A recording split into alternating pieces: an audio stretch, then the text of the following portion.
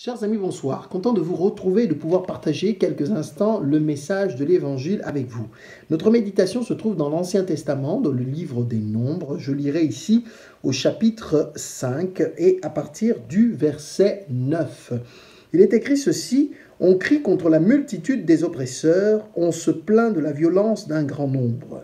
Mais nul ne dit « Où est Dieu, mon Créateur, qui inspire des chants d'allégresse pendant la nuit ?»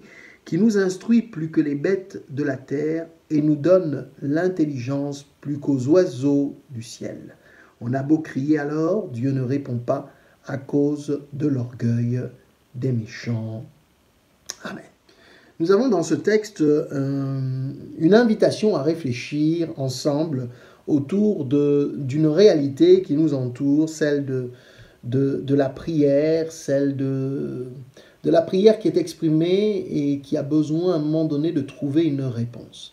Il nous est dit dans un premier temps qu'on crie contre la multitude des oppresseurs, on crie à l'injustice, on crie à l'oppression, on crie d'une manière ou d'une autre face aux injustices et c'est bien vrai que ce que nous voyons, ce que nous observons autour de nous aujourd'hui est tellement terrible, difficile, compliqué, et il est difficile de pouvoir vraiment garder de l'espérance, garder de l'espoir. Qu'à cela ne tienne, je crois qu'il est important malgré tout de considérer que tant qu'il y a de la vie, il y a de l'espoir et que le meilleur est toujours à venir.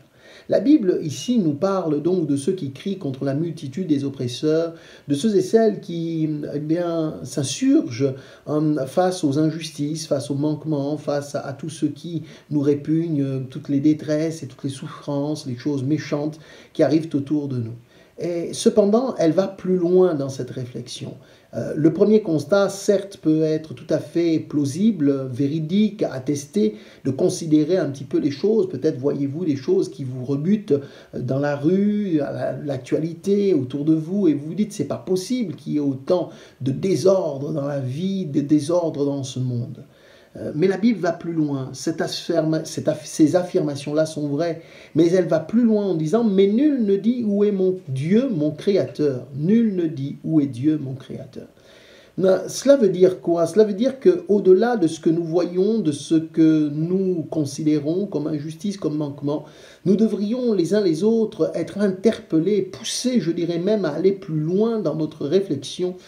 J'ai envie de dire que ce que nous vivons, ce que nous endurons en termes d'injustice, de méchanceté, à cause de ce que nous voyons, nous observons, ce que notre âme parfois peut ressentir en termes de détresse et de souffrance, tout cela doit induire chez nous autre chose. Tout cela doit induire chez nous non pas de la colère, non pas de la rancune, non pas de la rancœur, non pas de la vengeance, non pas un sentiment quelconque négatif. Bien au contraire, la Bible nous dit que tout ceci devrait nous pousser de l'avant, nous inviter à chercher Dieu, notre Créateur. Nul ne dit « Où est Dieu, mon Créateur ?» On crie contre la multitude des oppresseurs et on a raison.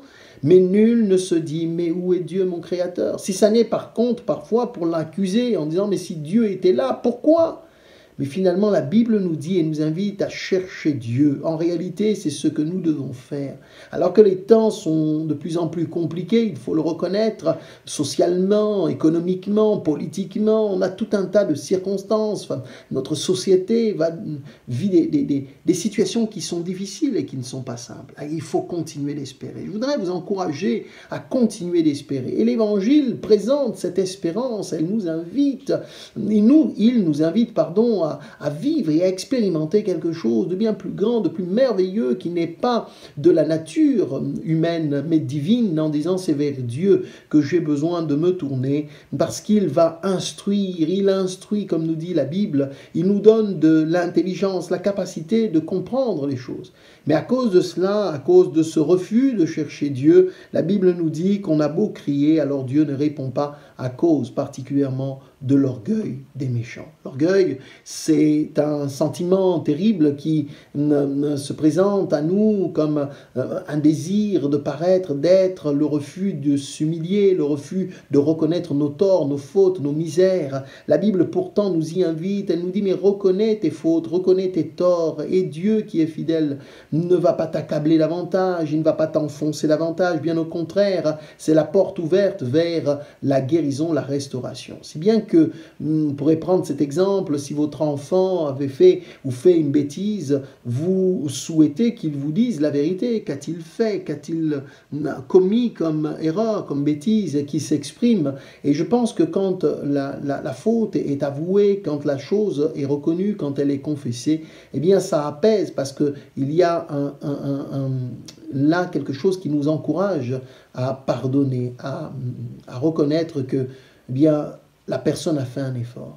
Quelqu'un a dit, une faute avouée est à moitié pardonnée. Et voyez-vous, quelque part, on reconnaît qu'il y a besoin d'une miséricorde. L'orgueil nous enferme, l'orgueil nous pousse à penser qu'on est ce que l'on n'est pas en réalité. Et la Bible nous invite à l'humilité. Elle nous invite à reconnaître nos torts, à reconnaître notre besoin de voir Dieu agir dans notre vie. Et mes amis, je voudrais vraiment très simplement vous dire, criez à Dieu, regardez vers lui, ne vous enfermez pas dans votre situation, dans votre condition, mais bien au contraire. L'évangile est une bonne nouvelle et il vous invite à chercher le Seigneur, il vous invite à vous attacher à lui demander d'agir et d'intervenir parce qu'il est présent à vos côtés, mais il ne vous force pas, il ne s'impose pas, il ne va pas violer votre intégrité, votre volonté, votre libre arbitre, bien au contraire, il vous laisse décider et il vous invite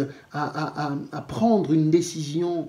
Alors oui, on crie contre la multitude des oppresseurs, on crie contre les injustices qui arrivent ici-bas, mais il est important, alors que nous vivons ces choses qui sont du reste les conséquences du péché, les conséquences de cette séparation d'avec Dieu, parce que Dieu nous a tendu la main, mais nous avons eu tellement de mal à nous y attacher. La nature humaine est tellement, je dirais, indomptable, tellement rebelle, tellement difficile, et pourtant Dieu nous aime, il nous tend cette main, il nous dit, mais si seulement ce que tu vivais aujourd'hui te permettait de tourner tes regards vers moi, alors ta vie ne serait plus la même. Oui, croyez-le mes amis, croyez-le parce que c'est cela la bonne nouvelle. Dieu ne veut pas nous laisser dans notre misère, dans notre triste condition, mais bien au contraire, il veut nous secourir, il veut nous aider pour peu que nous désirions le voir intervenir dans nos vies. Je vous donne un exemple dans la Bible, dans les psaumes, pas dans les psaumes, dans un livre qui se trouve aussi dans l'Ancien Testament, le second livre de Samuel. L'exemple ici d'un homme nommé David,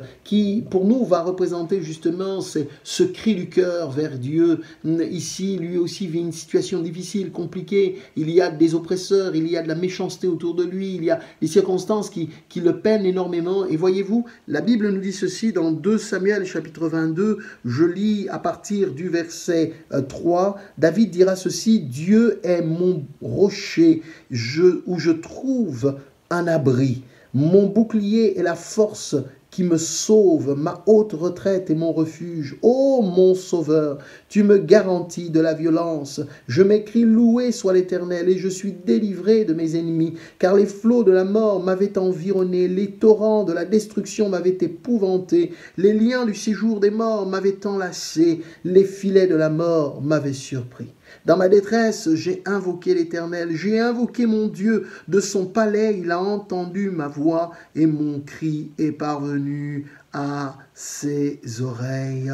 Amen. David exprime ici la prière. Il dit, oui, qu'il était environné par des ennemis. Il y avait là de l'oppression. Il vivait un contexte particulièrement compliqué, difficile.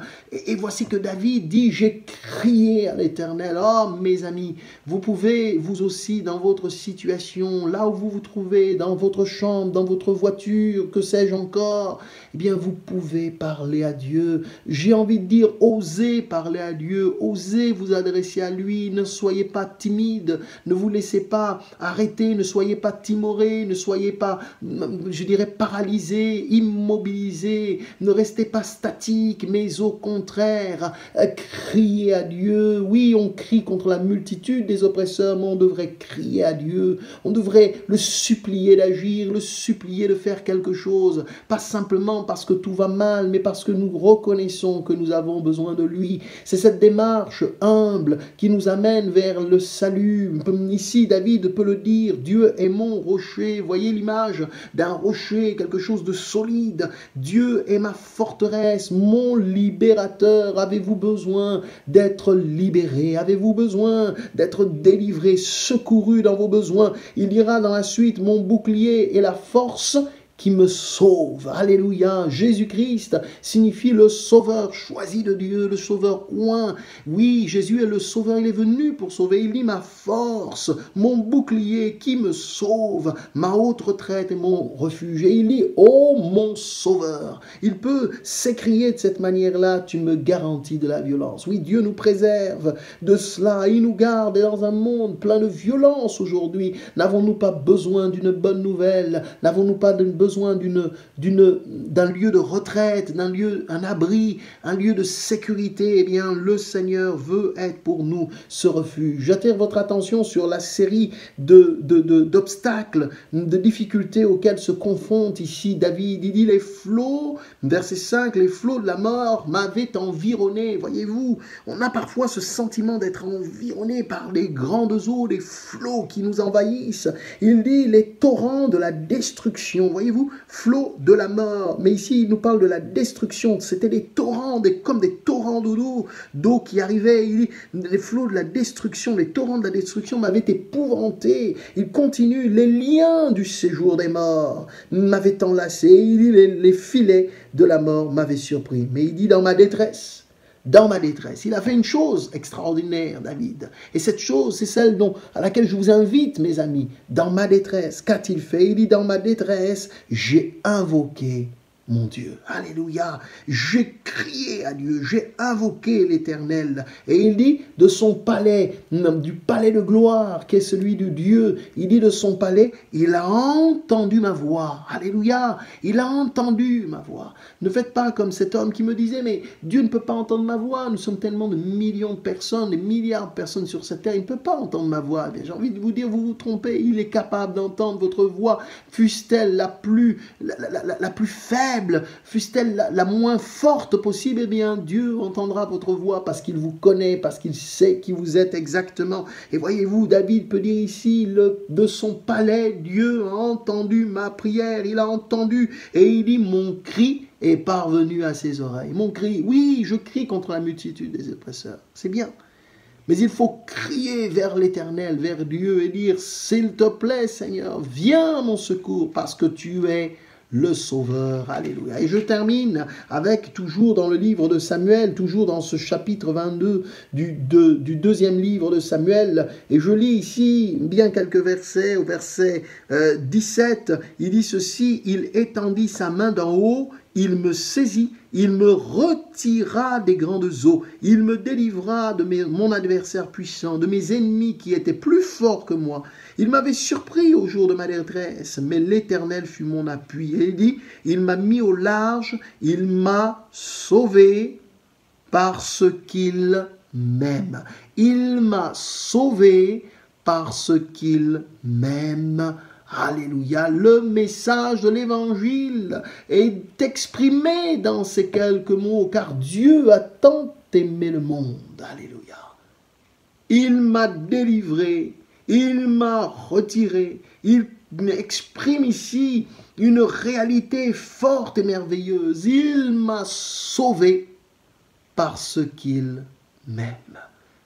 Oh mes amis, si vous pouviez réaliser cela, et vous aussi, vous lancez ce défi de dire, je vais parler à Dieu. Je vais parler à Dieu humblement. Je vais lui parler de ma situation. Je vais reconnaître ma condition. Je ne vais rien lui cacher, mais je vais m'adresser à lui. Je vais crier à lui et demander qu'il me secoue. Qu'il vienne pour me sauver de ma détresse, de ma souffrance, de ma peine, mais aussi de mon péché. Qu'il vienne pour me sauver, qu'il vienne à mon secours, qu'il vienne et qu'il me tende son bras, sa main secourable. Eh bien, mes amis, vous ne serez pas déçus.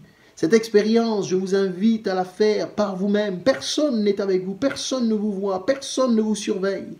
Mais tout seul, là où vous vous trouvez, que vous puissiez dire à Dieu, J'ai entendu ce que ce prédicateur a dit et je veux voir ta main dans ma vie. On est parfois pris par tellement de détresse de toutes les sortes. Elles sont les conséquences de notre vie sur cette terre, notre vie qui est marquée par la condamnation du péché. Mais la Bible nous dit ceci, pour tous ceux qui sont en Jésus-Christ, eh bien il n'y a plus aucune condamnation. Mes amis, tournez-vous vers Dieu et faites-lui confiance. Il vous sauvera, il vous assistera, il tendra son bras pour vous relever. Alors, je vous lance ce défi très simple. Ah, ne vous sentez absolument pas obligé, mais prenez du temps. Prenez un moment très simple et dites à Dieu, j'ai besoin de toi. Pardonne mes péchés, pardonne ma condition, parfois de rébellion vis-à-vis de toi, mes incompréhensions, peut-être même mon ignorance. Mais Seigneur, accepte-moi, accueille-moi, sauve-moi. Et vous serez surpris de constater combien Dieu entend la prière. David l'a dit, de son palais, il a entendu ma prière. Alléluia. Mon Dieu, mon Père, merci. Merci de bénir mes amis qui ce soir entendent ce message, ou peut-être à un autre moment de la journée, un matin, un après-midi, que sais-je encore. Le plus important, c'est que leurs yeux, leurs oreilles soient à la fois attentifs à ce que tu veux leur montrer, mais aussi à ce que tu veux leur faire entendre. Ma prière, c'est que, alors qu'ils s'adresseront à toi, ils trouvent des réponses pour leur vie, un chemin qui s'ouvre devant eux et qu'ils vivent, qu'ils expérimentent la grâce et l'amour de Dieu. Oui, David a dit que tu l'as sauvé parce que tu l'aimes. Eh bien, Seigneur, sauve parce que tu aimes. Au nom de Jésus. Amen.